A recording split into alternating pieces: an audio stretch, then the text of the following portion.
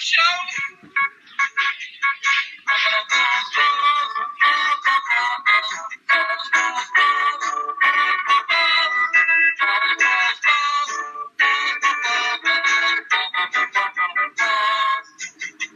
How's that? Balls from Ellwood. This is Steve from the Pietasters, and I'm here with Balls from Ellwood. Hey, this is Steve from Pietasters. I'm on the Balls from Ellwood show. I'm with Balls from Ellwood? Hey, Balls from Ellwood, this is Steve Pietaster. What the fuck's going on? Hey now, cats, we're back this week on the Balls from Ellwood show, and with me is a very, very special guest. Somebody that I grew up on, somebody that I've always admired, somebody I love this motherfucker. His name is Steve Jackson from one of my favorite bands in the world, the Pietasters. So how you doing, Steve? Balls, that was too kind of an intro. I'm doing very well. Thanks. Well, I want to do a little retrospective at first. I know all about you motherfuckers, but I know my audience may not. So can you tell me a little bit of how the band came to fruition? Well, we are a party band that started back at Blacksburg, Virginia when we were in school, and we're the world's best support band ever. We've toured with the Bosstones and Joe Strummer and James Brown and you name it, we've been there, and I don't know, man. We've just been driving around in circles for a long time, and happy to be in Pittsburgh with you. Now, there's a lot of talk. I know everybody interprets your name differently. Can you give me the honest to goodness, how did you come up with the name? All right, so honest to goodness, we were acolytes of Bad Manners, the most important British two-tone ska band, in our opinion, and Fatty Buster Blood Vessel came and did some shows with us, and we were looking for a name, and these other friends of ours that had moved to town from Newcastle, Newcastle in Northern England, they called us the Pietasters, and they were ripping off a Foreskin song, the Pietasters. They'll eat your pies that tell you... No, it's the Mac Lads. It's not the Foreskins. They'll eat your pies that tell you lies. You won't believe the bastard size. They're the Pietasters. So it meant fat guy. And I know that it means cunnilingus and eating vagina and all that kind of stuff, but the intention was for us to ape Bad Manners style and be a bunch of fat, debaucherous Brits, even though we were born in suburban Virginia. Perfect. That's exactly what I wanted to squash, because I know a lot of people that argue with me, and I guarantee that now you have it. There you have it, right from Steve Jackson's mouth. That's the truth. So let me ask you, how did your musical taste different from when you were a kid as to now? Was you into the same kind of shit? Yeah, the same kind of stuff, but more pure as you get older. So you might like the Police in the 80s when you're in high school, and then you're like, oh, what is that cool upbeat? Oh, that's reggae or ska, and then you get into the Specials, and then you find out all the covers the Specials did, and then you go down that rabbit hole and you discover the early Jamaican music when they were celebrating their independence, and then you put it all together, and boom, there's the Bosstones, and they're doing metal ska, and No Doubt is doing some pop ska, and everybody becomes famous, and you're just driving around and riding the wave and coattails and things like that. What exactly was it about the ska scene and the music that drew you in? What do you? It's most endearing to you. We're from DC, and so unity and do-it-yourself kind of ethics are a very a big part of our upbringing in the '80s with Minor Threat and Discord and Simple Machines and all the cool stuff that was going on in DC. We would go see a punk rock show one night, and then there'd be a rockabilly show the next night, and then there might be a matinee with a ska band on Sunday, and then a punk rock matinee, and you'd go to walk back and forth to the clubs, but everybody knew each other. It was a really small scene, and so just that kind of community is what drew us in, or drew me into the music. And we're in Pittsburgh. We've got friends that we're catching up with here. We're going to Cincinnati tomorrow. We're seeing people that we made friends with back in the early 90s there, and it's, that's, if you're into this kind of genre-specific music, you tend to find like-minded people, and it's a cool little scene. You said you grew up in D.C. I mean, how was your parents? Were they supportive of you doing music? And was there one definitive time where you could think of where you decided that you wanted to be more than a hobby, and you wanted to do it as a way, a career choice?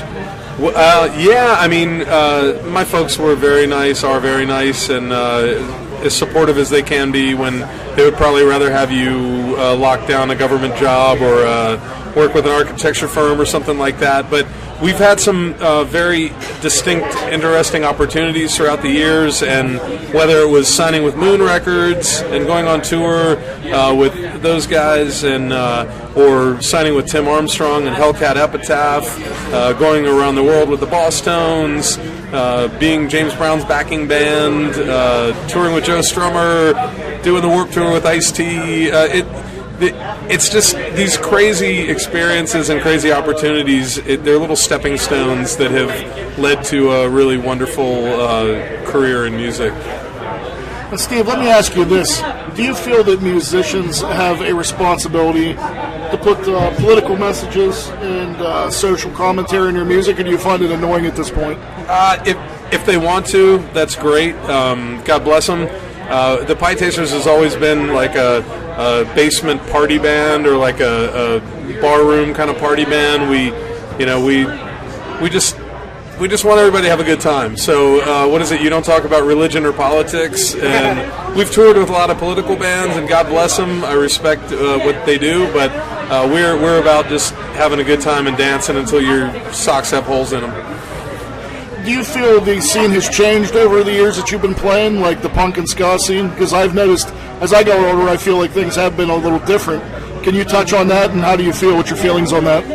Yeah, it definitely has changed. Things have ebbed and flowed. In the late 90s, when ska was like a radio darling, and then garage, and then punk, and everything kept cycling around, you kind of found out who the real fans were, and the people with like the elastic pants and the weird suspenders that didn't match what there's certain rules of style and fashion to like the ska mod skinhead kind of thing, and so things get popular, more people show up, but then when it ebbs, you've got bands like the Slackers and like the Dull Blue Lights, and Used to be the Snails. Yeah, the Fuss. You got the Soul Radix. You've got who is it? The Dendrites from Denver. The same scenes still exist, and they're real quality bands playing roots, ska and reggae and rock and roll and soul and even punk rock. Like the Antagonizers from Atlanta are playing some of the best street rock ever. So yeah, it's cool. It's cool that that there's quality in the scenes, and it's not just a marketing exercise. This one's going to be a little rough, man. Uh-oh. Can you get pussy playing in a ska band, and what is your best groupie story, if you can? Let's see. Man, we've got so many weird stories. I've luckily been committed in a committed relationship for most of the time, and I drive the van, and so I live vicariously through the other guys. Okay, so like, let's see. Here's a couple quotes. One great quote is, we were after like 4 a.m. in this bar, and we're not supposed to be there, and this one guy in the band is in the bathroom with a woman, and another woman goes in the bathroom, and she goes, "Your dick was in me a half an hour ago. What the fuck are you doing?" And I was like, "That's awesome, man. That's really cool that you got to have sex with 2 girls in the bathroom in the last hour." There are just so many weird stories, and I don't know. Just music's a weird business. I don't know. You put me on the spot with this one. I don't want to implicate anybody. The names can be changed to protect the innocent, Steve. They're not like... I remember being on tour with this one band, and I had to share the hotel room with this other guy in another band because he was like the headliner, and he would always have sex with women and try, like, I would wake up and there would be some woman there like, "Hey, join us," and I'm like, "No, that's okay, thanks." And then I'd wake up the next morning and the room would be just defiled, and the guy would be sitting there brushing his teeth with my toothbrush, and I'm like, "Dude, what are you doing?" And yeah, they're just, I don't even know where to begin with the weird stories. I ate a human burrito one time, I think. What? Yeah, we were in San Francisco, and we insisted that we could find a burrito at like 4 in the morning, and everybody there's like, dude, San Francisco closes down early, you're not going to find anything. And we jumped in a cab and found this Mexican restaurant. We're all drunk, we push our way in, the guys there kind of look like deer in the headlights, and one by one, we order all of our stuff, and one by one our guys, there are 4 of us, they go out to the cab, and I'm the last one in there because I got to pay for everything, and I'm like, I want 2 cases of Heineken, what do I owe you? I got to go to the bathroom, let's settle up. And he's like, $40. $40 for 17 burritos and 2 cases of Heineken? And so I gave him $60, and I go in the bathroom, and the bathroom's covered with blood. There's blood everywhere. There's bloody towels, there's handprints, the toilet is full of blood, there are footprints. I come out, and the guys are staying there holding bags, and they're like, get out. And so we go back to the hotel, and everybody's silent in the car. We get back to the hotel, we get drunker, and we start eating these burritos, and one of our guys who used to work in a funeral home is like, dude, there's something wrong with these. This is not cooked. I don't even think this is animal meat. And then we pass out, and the next day we're going to Utah, and through the next week we pieced together that we think we walked in on a crime scene, and they had ground up someone and gave them to us in burrito form. Holy fucking shit, you see weird shit on the road, man. I was going to ask you. I'm fucking speechless, but I was going to ask you if that's the most fucked up thing you've seen. That's one of the most fucked up things I've seen. I'm hoping that's it. And you can kill anybody you want to at a truck stop, because if you're on tour, they can't catch up with. They don't expect the randomness is what protects you. So, if you ever want to go on a killing spree. Oh, I have thought about it. I mean, there's a lot of people from when I went to high school, that used to pick on me and stuff me in lockers. You have to coax them to a truck stop. All right, it looks like it's going to get loud. So can we rejoin in a minute here? To be continued. Balls from Ellwood.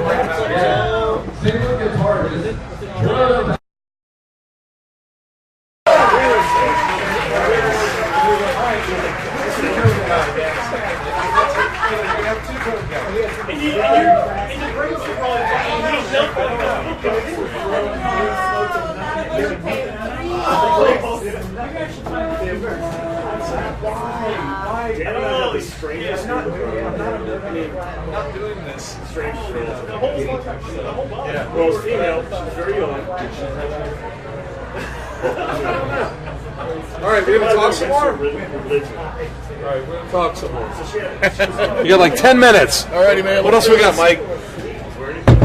Steve, how do you pass the time driving from venue to venue? I pass the time driving from venue to venue. I drive the van, I check into the hotel, and that's what I do. Talk radio, podcast, much like Balls from Ellwood. The Big O and Dukes show is my favorite podcast. It's our local guys, and they're funny as shit, and they're my friends, and I love to listen to them when we're on the road. And then my buddy Chad Dukes also, in addition to Big O and Dukes, does the Chad Dukes Rodcast with my friend Sven Lloyd and Othello BT. So, yeah, I love listening to podcasts and stuff like that while we're cruising down the road. Let me ask you this. You got a bunch of dudes crammed in a van. How do you keep from getting on each other's nerves all the time? We don't. We are always on each other's nerves all the time. Dave is always smelly and farting like oily fart shits. And his socks smell like you shit in it's an... natural. No, it smells like you went to Azerbaijan and you took a shit on an oil rig with a sock and then you put it in the van. Like nature. Yeah, that's what it smells like. Everybody's an asshole. We all hate each other, and we drive around and play shows. A great answer. Hey, being most of the time you're in a suit, how often do they get laundered, and have you ever had to endure a smelly suit on stage? Oh, yes, all the time. Europe is the worst because they don't ever clean anything ever. And I try and dry clean my suits every few shows. Our friends the Slackers have a strategy where they just wear their suit after the show until it dries out while they're wearing it. I prefer to hang it up in the shower and then turn on the shower and kind of steam out the sweat, but it's a terrible idea for being in a band. As terrible as being in a ska band, because anything divided by 10 is 0. So if you want to make money in the music business, be in a 3-piece power pop band or a mumble rap, like a SoundCloud rapper, and then you will be successful. Otherwise, you will be at the backstage of the Hard Rock Cafe in Pittsburgh with 10 other guys in a dirty suit. Have you ever heard a fan's interpretation of one of your song lyrics, and then you realize, no, you got it all wrong? I have heard that, and I've heard stuff being attributed to me that I've never sung, like they'll pick a Sublime song or something and be like, oh, you changed my life when you sang that. I'm like, dude, that's a Sublime song. I know! They covered your song. It's like, no, we never did that song. I don't. And then we had this stalker. I got my concealed carry permit because this one guy was like dialing down on the lyrics on one of our albums, and he's like, yeah, man, you're talking to me, and I saw your family, and I've been driving around the neighborhood, and I'm like, I'm gonna kill you. And then he died of a heroin overdose. So we're like, oh, cool, we dodged a bullet there. But problem solved. there are lots of weird people out there. Holy shit. I was going to say, is that I had a question. What is the weirdest thing a fan has ever requested of you? That's probably Yeah, to have me shoot him. Hey, do you have a good shit your pants story? Do I ever? So the last time the Bosstones came out of hiatus in the early 2000s, we were doing a run with them and Catch-22 and I forget who else was on that. Oh, Voodoo Glow Skulls. And we were in Poughkeepsie. And we were at the Chance. And I was on some stool softeners due to, I don't know what happened. I think I had a hemorrhoid or something. And I went to get my stuff out of the van, and I leaned in a little too far, and I had to go and throw away my underpants and my boxers, or my whatever you call them. Yeah, that was my shit in my pants story. Previous to that, it was when I was 16, I was going to homecoming. But that's a whole another story. Holy shit. And again, I threw away my boxers. What's the craziest thing you've ever seen while performing? Craziest thing I've ever seen while performing would be fights and fucking. I've seen people having sex, and I've seen people beating each other to death. And it's kind of cool because it's like, it's nice to know that your music can bring people to both ends of the spectrum. From bringing life to ending life. Who, in your opinion, is the biggest asshole in the music industry? Biggest asshole? Wow. I don't know, man. I guess like some music industry guy that's ripping off bands. Whoever runs SoundCloud, or whoever runs, or not SoundCloud, iTunes, or what's the one that everybody, oh, not Pandora, what's the one that everybody, Spotify, that's the one that I get a check for, that it's like 0.0037. Now divide that by 10 Pietasters and 17 songs. They don't Guys, even have all your shit on there. I can't even buy you a beer. Turner's not on there because Fueled by Ramen sold to Warner Music Group, I think, and so like we the rights have reverted to us, but it's just kind of lying dormant. So we're working on pressing that on vinyl, and we will have that online. But what's the incentive on putting it online? Because you don't get any money. So I don't know. We'll find a way to stream it from our like shitty little website, maybe. Well, this ties into that. Do you feel technology's become a detriment or a help to bands like yourself? It helps good bands, and it helps shitty bands, and that's bad because it just homogenizes shittiness. And I don't know, I see the good and the bad, and there are just so many terrible bands, but then there's so many bands that you would have never heard of. So I guess the ends justify the means, and I'm too old to be commenting on this, and, you know, whatever. Go get it, kids. Well, I got one or two more left for you, so describe to me the craziest porno you've ever seen. Craziest porno? Yes. Oh, around the Human Burrito story time, we were at the Holiday Lodge in San Francisco, and they're filming a porno, and we went in, the porno girls were buying sodas, and if you go where the girls aren't 7, I think, you'll see our tour manager and our bass player in the hotel room while there's group sex going on, and they're talking, our guys are talking about like the Mets, like 83, I don't know what, I'm not a baseball guy, but there was some baseball controversy that you can hear in the background while there's this lesbian sex going on. So it wasn't weird, but it's what I'm connected to. Do you feel being in a band makes you your relationships with friends or family suffer, or loved ones? Yeah, because you're not there as much, but you've got all these great stories to tell them, so they can't wait to hang out with you when we get home. Well, lastly, man, I don't want to keep you all night, but the last thing, if they ever did a biopic of the Pietasters and you had to pick somebody to play Steve Jackson, who would have your blessing? John Candy or Chris Farley. And they're both dead, so I'm just going to kill myself and we can just, have a corpse to me. I think Balls from Ellwood would do a great job. Balls from Ellwood could do it. You'd have to shave your goatee, but you could do it. I would do it just for you, man. Yeah. I have to grow some hair, too. Yeah, I think that those guys would do it, the three of you. Hey, man, in closing, is there anything you'd like to tell the family? Do you have any, do we have a new Pietasters album coming anytime? We got lots of stuff in the channel, in the tube, in the whatever.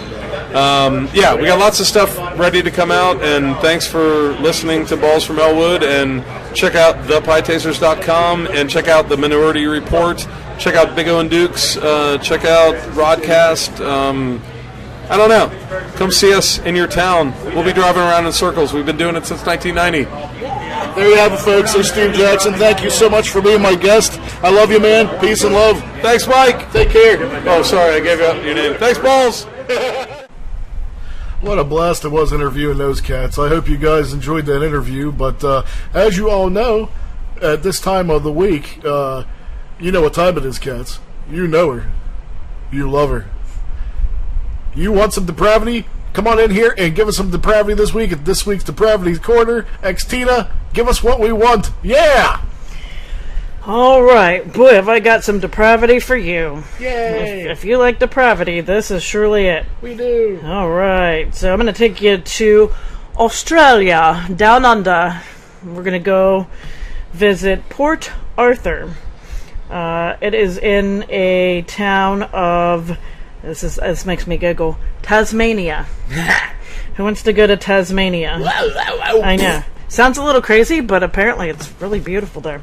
So, but in Tasmania, and because, it is beautiful, it is, it's a home of a lot of tourists and lots of bus activities and things of that nature. So, always a lot of tourists. And, I heard this story on a podcast recently, and I, usually the Australian stories, unless they're very huge, they don't really make it worldwide.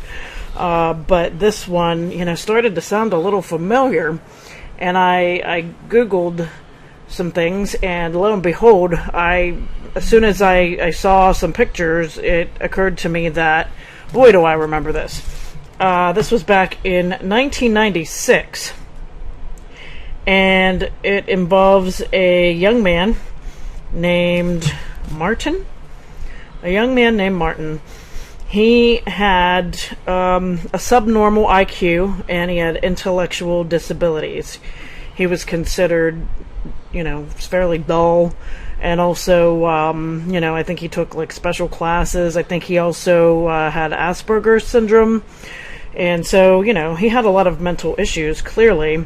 But he went through the school system like a regular kid, and, I guess he got good grades. He was intelligent, but just, not smart in other ways, and he was a little slow at his work and all this. So, as he grew up, of course, he got teased and tortured and all this stuff, and but he was really very isolated, didn't have very many friends, and his dad, when he was young, picked up guns and taught him to shoot guns.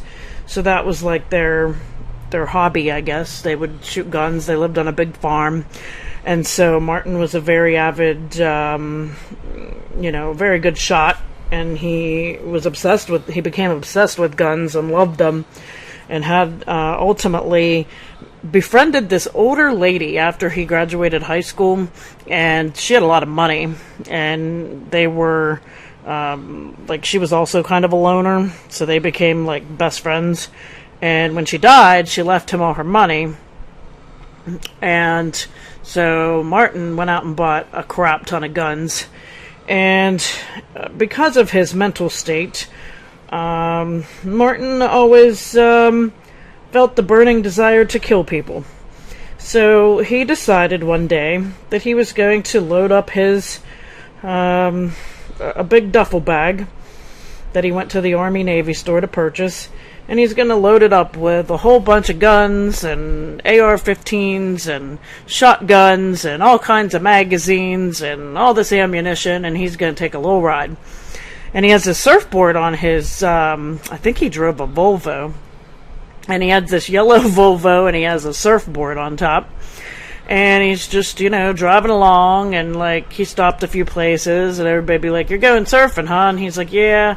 And they would tell him, like, it was going to be a rough day for surfing, and he was like, "Yeah, well, I'll see how it is when I get there," kind of thing, And, so he goes along, and he stops, I'm not exactly sure, but he stopped somewhere and he met this couple. And for whatever reason, I don't know if he was going to rent a place from them or something, or they were going to rent a place from him. I'm not, my brain's not wrapped around that. But either way, this couple, he just wasn't in the mood for them, so he decided they were going to be his first target. So for no apparent reason, he just decided to shoot and kill them. Well, that got him so excited that he just couldn't wait to get to his next destination. And his next destination is Port Arthur, which again is a big tourist area. So he gets into this Port Arthur, I guess it's like a park / there's like a little cafe. So there's all kinds of people. They're there to, have lunch and such. And, tourists having some coffee. And he decides to, pull up and walk into this little cafe and just sit there. He starts having his lunch, and he's having a coffee, I guess, and he starts talking out loud, like real crazy. And he's going, "There's not a lot of wasps around today, is there? Not a lot of wasps." Like real wacky, like, and I get real weirded out, like when I'm out in public and I see like a wacko like that, like start talking crazy. I'm like, yeah, I don't know about this. We should probably get out of here.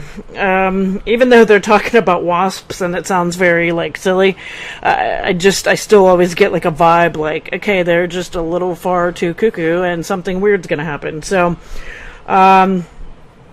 they were, he's trying to be wacky and people were, like, looking at him. He finished his food and returned his tray like a nice boy. And he even, he was assisted by people. They opened the door for him when he went out. He went back out to his car and pulled out his utility bag, or whatever you want to call it, and brought in all his fancy guns. And decided when he walked in the door that he was just going to start shooting people. And, I mean, he had shot pretty much everybody in the head. As I said, he shot for a long time. And he was a quick sharpshooter. Everybody got pretty much shot in the head. People were running, screaming, freaking out. And the more they'd run and scream and hide, he'd, like, chase after them. It's, like, seriously, like, directly out of a horror movie. The more you screamed, the more scared you were, he'd chase after you. So there was a couple people that, like, ran and hid behind this bus. Even, I believe, one man went into a bus and, like, hid. And he chased him right up in that bus and shot him square in the head. It was a thrill for him. He was really, having a good old time. And so, he didn't care either, young, old, men, women, children, didn't care. Killed them all. Killed a bunch of people. And the saddest one was he went up to, like, a toll booth. I guess these people were, like, coming in, and people were trying to tell them to turn around, and they had a BMW. I just remember that. And he was looking at them, and everybody's trying to say, turn around, and they tried to turn their car around, and it was too late. He started shooting from, like, right behind them, shot everybody in the car dead, and stole their BMW. I mean, I want a BMW too, but I'd like to try to go about it a little more reasonably, perhaps. So I don't know exactly, what I know the cops came, of course, and then he set this place on fire. He threw a bomb into the building where this cafe was, and I think, he set the whole place on fire. And so that was crazy. So now, I think everybody's calling their emergency services. The police did come. They did have a standoff for quite a bit, and then he did ultimately surrender. I mean, there's a lot more craziness to it. I mean, I just can't even. I would need hours to go into it. If you want to listen to it, it's on the Case File site. That was the podcast that I listened to, which is another great true crime podcast. It's about an hour. I think it's an hour and a half or 2 hours. It's crazy, but it goes into great detail about what a nut, what a nut the guy is. It goes into more information about his early childhood and things like that.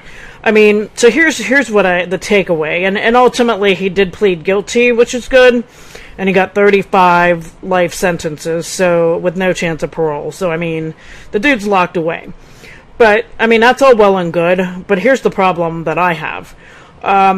First of all, he clearly had issues, he had mental health problems, and he legally obtained guns.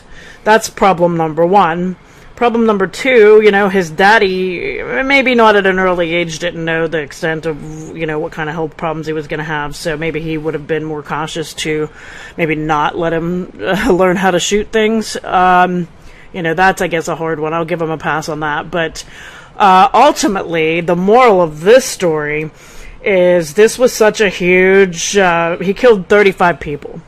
So I guess I didn't explain that, but that's why he got 35 life sentences. 23 were wounded.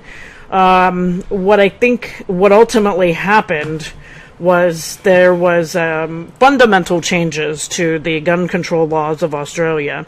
And I mean, I know Australia seems to come up a lot when everybody starts talking gun control here in America. And my understanding, I don't know all about it. You'd have to Google it if you really care. But my understanding is, they definitely, I don't think they took guns away from everybody completely, but they definitely went down the path of getting rid of assault rifles and things of that nature in Australia, if I'm not mistaken. But, so that opens up the whole world of that. But this dude, it's so funny because he looks so sweet and innocent if you Google him, and his name is Martin Bryant, Bryant, and it's so funny because when I Googled him, I'm like, oh my god, I remember this. I didn't remember it until I saw his picture, and he looks like a surfer dude. He has long blonde hair, and his face just looks, pretty innocent. Oh my god. Yeah, I'm just showing Balls the picture here. So if you Google him, I mean, he really just looks like a cute little surfer boy that's totally whatever, dude. It's like Spicoli. And yeah, I mean, you'd never expect that of somebody like that. It's sad, really. But I mean, again, this opens up the case of should he have been going to therapy? Should he be going to should he have been in a mental health institution for that matter? I mean, could he have been helped enough to prevent this from happening? And we'll never know, but, it does beg the question, and I do wonder. So I just thought that was an interesting case, and I feel like if you Google him, you'll be like, oh my gosh, I remember hearing about this, and that was a big deal, and it was very ever-changing, of course, that's almost like their 9/11 over there, really, if you think about it. I mean, granted, 9/11 was way more casualties and way more serious, but yeah, I just thought this was pretty interesting, especially given the way the dude's a surfer dude, and there's all kind of facets there. You got your mental health and your gun issues and stuff. So again, not a crazy story. I don't want to go into all the details of all the gore, and there's a ton of it, and I don't feel the need for that. I just wanted to talk about it a little bit and make people see if they can remember it, because I thought that was pretty interesting. What do you think, Balls? As I sit here and I absorb all this every week, I almost feel like I'm waiting for those words, and you're like, what do you think, and I mean, it's I just again, this never ceases to amaze me, and it never ceases to blow my mind. I mean, I always feel like at this point that I'm going to be desensitized, and every single week I always seem to it always finds itself to be equally as terrifying. I mean, you showed me this picture. This guy looks like straight out fucking Spicoli from Fast Times at Ridgemont High. Look like he'd probably hurt a fly. And there you go. Like, he's, deranged, and he killed, how many, 38 people? 35 people and injured 23. Yeah, and, I would, if you passed him on the street, you probably would have, no inclination that he was a lunatic. I mean, that's the scariest part about it nowadays. Yeah, he just has, that boyish, sweet, innocent look about him, and it's really crazy. And he probably, somewhere in there is, sweet and innocent, but yet, there's that other part that's so wacky. It's bizarre, and it does open, I don't know, man. I just feel like the parents probably should have done more for him, mental health wise, but I don't know. They knew growing up that he was a kook, or? Yeah, they knew he had problems. They knew he had, IQ, a low IQ, and, that something wasn't quite right, but I've seen interviews with his mother, and, they didn't find out he had Asperger's, really, or that he was on the Asperger's spectrum until this happened, until all the psychologists did this. And he was young when he did this. I think he was 22. So, Well, it's funny that you say, about the parents, because, I can't think of a better thing to teach a person of a limited IQ than to handle dangerous weapons that will life-alteringly kill somebody, Right, that's... I just think feel like they should be locked away. That's very irresponsible. Right. I do. I agree. I know a lot of people, friends of mine, casual friends from, years ago that teach their kids about guns and such, but, their kids are at an age where it's age appropriate and they aren't mentally, dull or what have you, Well, let me ask you this. Do you think if he, in fact, had... no ability to have weaponry, do you think he would still happen? Do you think he would still have found a way to... That's a good question. Probably. Yeah. It seems like these types are going to, they're going to find a will or a way regardless. People like to blame guns and gun laws, but I don't really feel that's the case, man. Right. I think... these people are going to find a way around it, regardless of something. This is what true. It boils down to, if somebody wants to do something this horrific, they're going to find a way. Where there's a will, there's a way. Exactly. So I don't know what.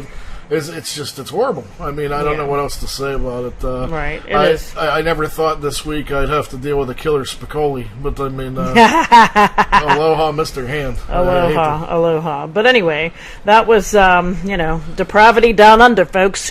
It all happens everywhere, There's depravity everywhere in all the lands, unfortunately. There really is. All right. Well, I think that wraps up this week's depravity. I'll try to come back at you next week with a brutal one. How's that? I'll give you more brutality. This is pretty brutal, but I didn't want to go into details. You can figure that out on your own, guys. It's too brutal, but I'll give you something good. Well, you heard her, cats. Tune in next week. We're gonna have some brutal depravity. So I'm gonna take a break. I'm going to play a little Pietasters tune since we are in the Pietasters mood. We talked to Steve Jackson. And then when I come back, I am going to do some movie reviews. So stay tuned.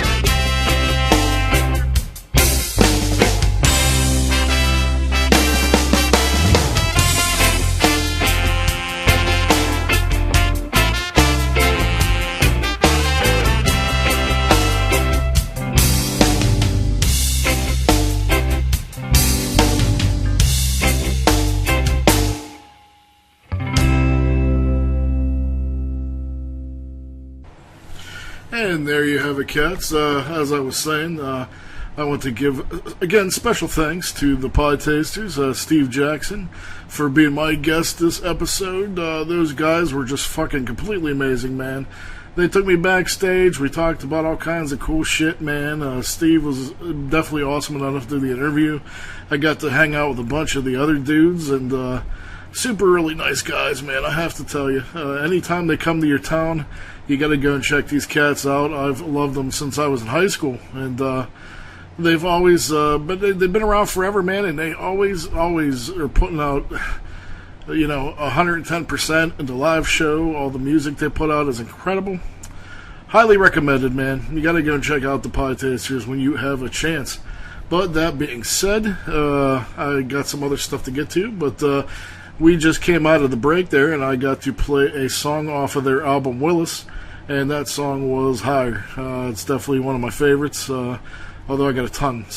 But as I had said before, I haven't did this in a while. If you would like to write the show, give me any sort of feedback, or if you have any ideas you would like me to talk about, feel free to write the show at wendychops1976 at gmail.com.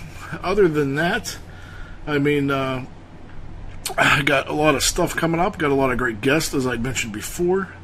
Next month, I will still be interviewing Doyle Wolfgang von Frankenstein from the legendary Misfits. That's going to be amazing. I have a super duper big guest, a mystery guest that I keep touting to you guys, which I will be able to talk about next month. But he is coming up probably, I would guess, November, so early November.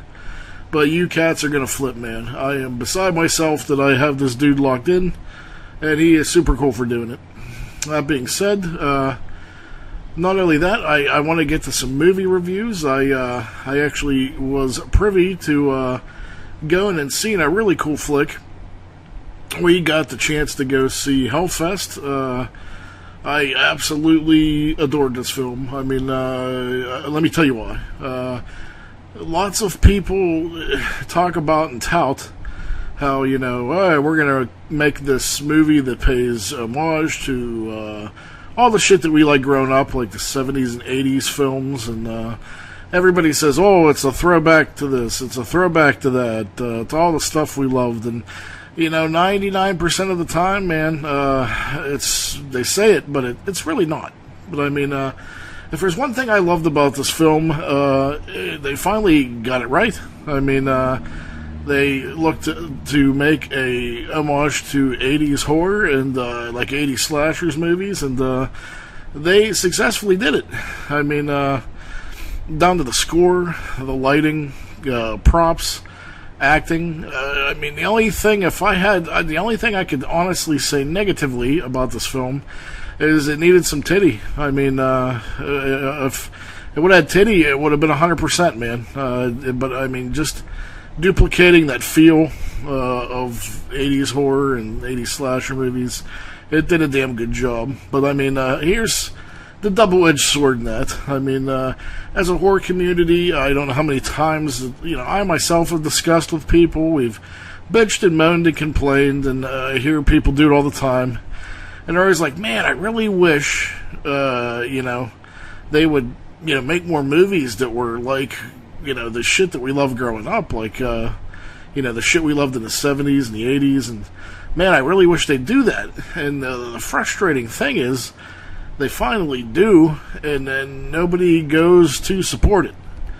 I mean, I think I had one other person in the theater with us, and I mean, it was fucking great. I mean, it had some cool kills. I mean, I don't know what else people want, but they really missed out. Like, the shame is had it done well, they probably were looking to make, a more, if not a franchise. And now that it bombed, we'll probably never see anything else. So I mean, it's a bummer. I mean, I could think of many instances where this happened, where they make a diamond in the rough like this, and it's just not well received, or it just doesn't do well financially for them to make another one. I mean, unfortunately, that's what it all boils down to. But I mean, I have to say, when it comes on video, which, according to its performance, is probably going to be sooner than later, I highly recommend checking out Hellfest, man. I thought it was a lot of fun from the beginning to the end. I mean, Tony Todd has a nice little cameo. If you blink, you're probably going to miss him. It's real small, but yeah, everything is, everything was cool, super cool, man. I mean, I even like the way the killer looks. I think his mask is cool. Just a really good attempt at homage to 80s horror. So if you like those kind of films from back then, and you're looking to see something in that vein, you're probably going to love this as much as I did. If you're looking for something else, like a teen horror film, or something a little blander, then you're probably not going to enjoy this. So I mean, other than that, I love that movie. So now, that being said, let's go to something that is on the opposite side of the spectrum entirely. And it fucking pains me to even have to do this review. It's sad to me. I always thought, I'm a sucker for horror anthologies, cats, and anybody that knows me knows this. One of my favorite I would herald to be, Black Sabbath. That's one of my favorites. Creepshow. Any sort of horror anthology, solid. I'll watch. I mean, I'll even watch shitty ones, but it pains me to even have to give this review. I felt back in 23 years ago, Rusty Cundiff and his partner Darren Scott made what I feel to be one of the best horror anthologies ever made. It was a little film called Tales from the Hood. And the reason why this film was in fact so good was, at the time, it was a very in-your-face social commentary. It had a lot to say. I mean, these cats are young, and they had a lot to say, and I mean, it just really came through in this film. I mean, the stories were, clever, and in that, I mean, it's very hard to do social commentary and make clever, and it was very tongue-in-cheek at times, and just, I feel it's one of the best ever made. So that being said, I'd always wondered, Clarence Williams III, he's a blast. I mean, all the moons and stars line up, folks, and I thought it's really, really, really good. So, I mean, I had always wondered, why, they'd never attempted to do another one, because it was very, very critically and well received, but not only, horror fans love it, man. I mean, I know tons of people that love Tales from the Hood. And so I was curious why they never made a sequel. So, well, that has changed. I was super looking forward to when they announced it. I was like, wow, this is a sequel I've been waiting for 23 years. And I mean, it's a different time now. I mean, I thought it could be tough to even pull that off, and well, I can probably write a thesis paper on how much they got this wrong. I mean, I hate even saying it. It was the same people that did it, so I don't understand. It was produced by Spike Lee, like the first one. Rusty Cundiff and Darren Scott did all the stories, and so I don't understand if it was just too much time has passed, and maybe they're just not, as maybe hip as they were, or got their finger on the pulse of what's happening, and they're not as socially relevant. But I have to say, man, this is it was a very, very humongous, crushing disappointment to me. I was so looking forward to it. I thought the trailer looked pretty cool, and I have to say, man, you see this, and it's just groanably ridiculous. I mean, there's a wraparound story that you can't even fucking explain because it doesn't even make sense. I mean, not only that, I mean, as from a writing standpoint, I mean, I'm no fucking amazing famous screenwriter at all. I'm just a asshole with opinion. But I mean, I have to tell you, I think about some of this shit, and I'm just like, I think they just got a bunch of shit topics that were out of the paper that seemed to be relevant at the time now, and they threw to the dartboard, and they fucking was like, okay, we're gonna do something that's, okay, around about, the Me Too movement, or, date rape, or, racism, and this and that, and, it's just like, I must have to tell you briefly about just how ridiculous it is. The wraparound story makes no sense. It's they took the easy way out. Everybody, everybody's on the Trump hate bandwagon, so of course they make that the wraparound story. So you have, because they want everybody, to rally on their side and have something to, cheer for. I guess, I don't know. It's the whole thing's ridiculous. They have a Trump-like figure, and just tell me if this even makes sense to you, cats, because I can't even fucking fathom it. There's a Trump-like figure, and of course in this movie he's racist and sexist, and he's grabbing chicks by the pussy, and he hates pretty much all minorities, and he's just a very stereotypical what the media tries to portray Trump as, that kind of character. So this same character that perpetuates racism and sexism and all this bullshit is building a robot that predetermines whether minorities are guilty or not. But in order for it to be programmed, they get Darren Scott, who replaces Clarence Williams III, I should say, as I think it was Pontius. The motherfucker was in the funeral home in the first one. And now he's that guy. He's like the guy that reads the tales from the hood. And he's ridiculous. But yeah, that's the thing. They hired this dude to read hood tales to this robot to program it for a dude that made a robot that will predetermine whether minorities are guilty or not of crime. Are you with me? Because the whole thing's fucking stupid.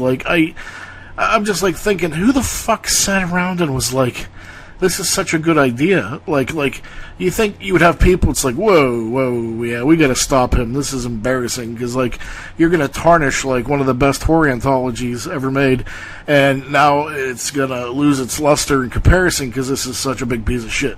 So, that being said, let me tell you more. I'm not gonna give the whole thing away here, but I just want to real quickly tell you, there's a story where they actually have a nod back to cool things from the beginning. They show the plantation doll, and that's really cool, because the one with the plantation dolls with Corbin Burnson, the first one, I feel is a really good story, and there's a point. None of this shit it tries to have this big point, but it's just so heavy-handed and preachy and over the top.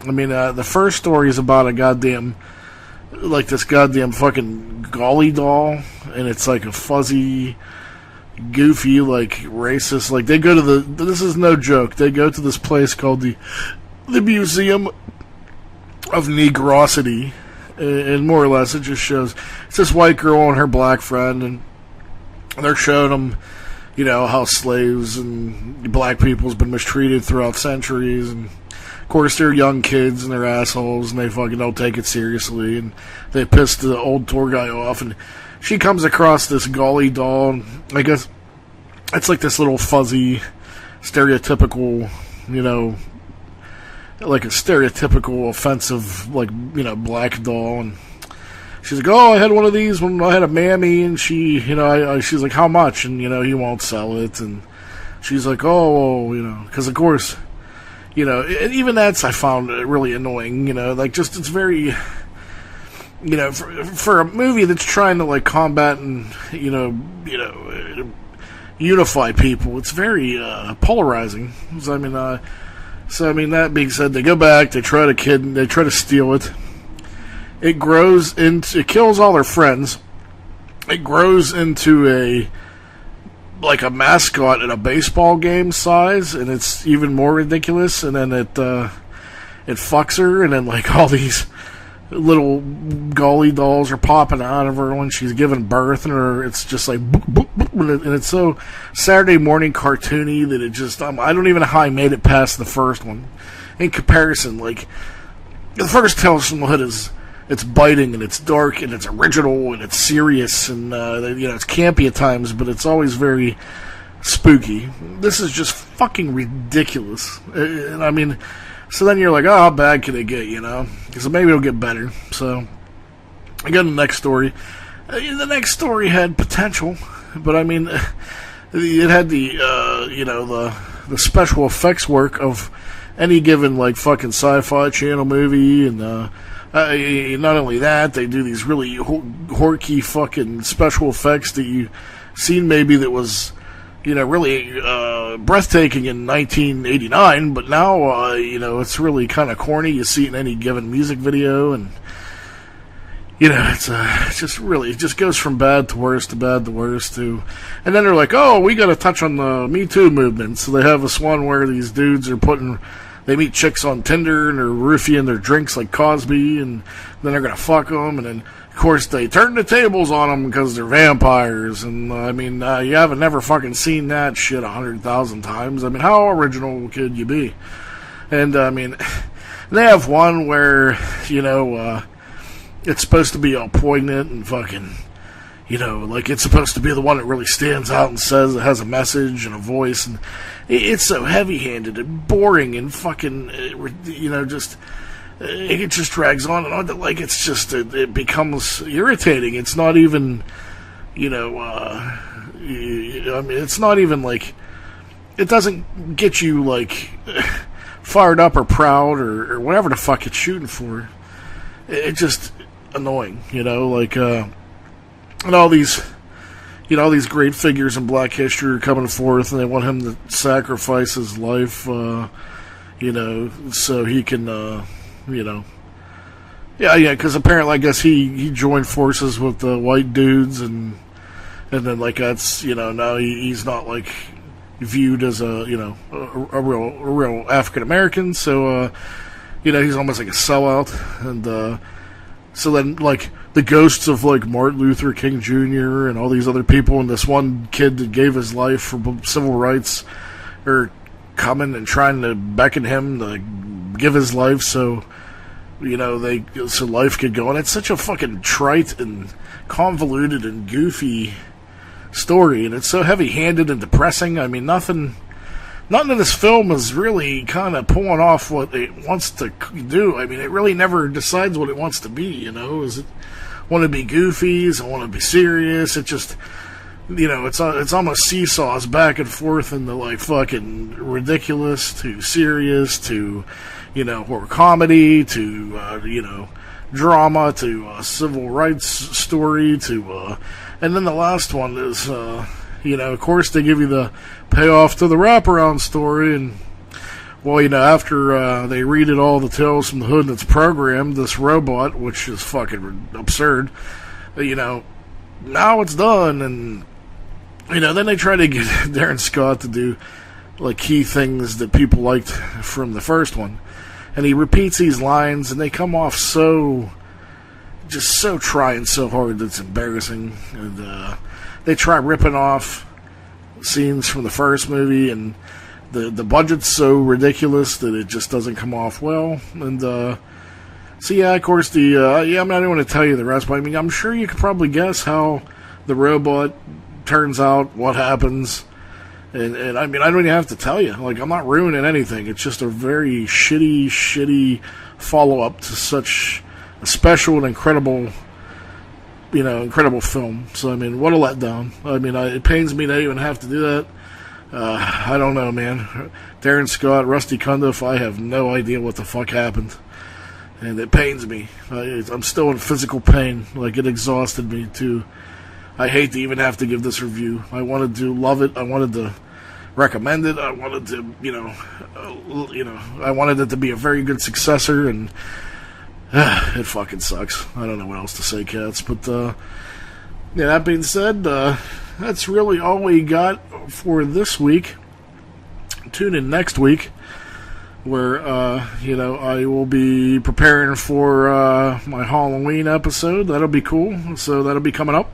And next week, I do believe I have a very special guest. I believe next week will be Dr. Frank of the punk rock group Mr. D Experience. So tune in for that. He has a lot of cool things to say. He's working on, all kinds of cool shit. He was also an author. He wrote books such as King Dork, Intrepid Klein, and the sequel King Dork Approximately, which is actually going to be a movie soon from what I hear. But other than that, cats, I'm going to leave you with another little snippet of my boys, the Pietasters, and I'm hoping you guys will come back next week. So this is Balls from Ellwood, and it's always a pleasure to be talking to you cats. So come back and tune in again next week. I love y'all. Peace and love. Peace and love.